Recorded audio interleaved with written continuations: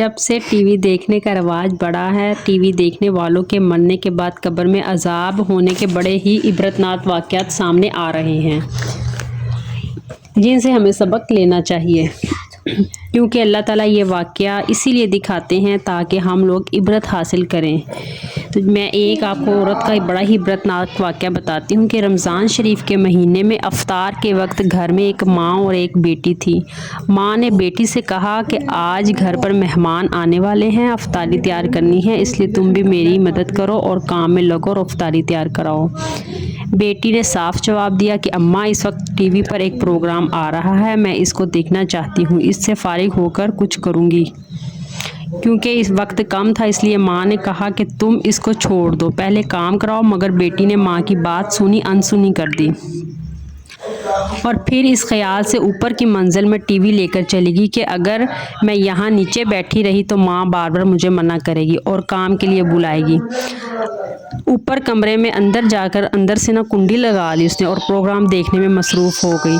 नीचे माँ बेचारी आवाज़ देती रह गई, लेकिन इसने कुछ परवाह न की। फिर माँ ने इफ्तारी के लिए जो तैयारी हो सकी कर ली।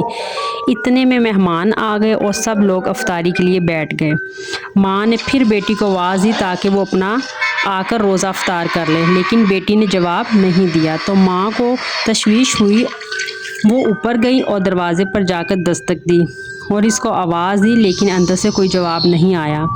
माँ ने इसके भाइयों और इसके बाप को ऊपर बुलाया, उन्होंने आवाज़ दी और दस्तक दी, मगर जब अंदर से कोई जवाब ना आया तो बिलाखिर दरवाज़ा तोड़ा गया। जब दरवाज़ा तोड़कर अंदर गए तो देखा कि टीवी के सामने मरी हुई ऊंधे मुँह ज़मीन पर पड़ी है और इंतकाल हो चुका है। अब सब घर वाले परेशान हो गए। इसके बाद इसकी लाश उठाने की कोशिश की तो इसकी लाश ना उठी और ऐसा महसूस होने लगा कि वो कई टन वज़नी हो गई है। अब सब लोग परेशान हो गए कि इसकी लाश क्यों नहीं उठ रही है। इसी परेशानी के आलम में साहिब ने जो टीवी उठाया तो इसकी लाश भी उठ गई। अब सूरत हाल ये होगी कि अगर टीवी उठाएं तो इसकी लाश हल्की हो जाए, अगर टीवी रख दें तो इसकी लाश भारी हो जाए।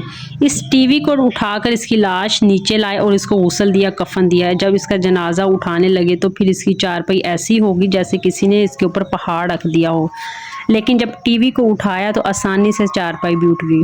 तमाम अहले खाना शर्मिंदगी और मुसीबत में पड़ गए। बिल आखिर जब टीवी जनाजे के आगे आगे चला तब इसका जनाजा घर से निकला।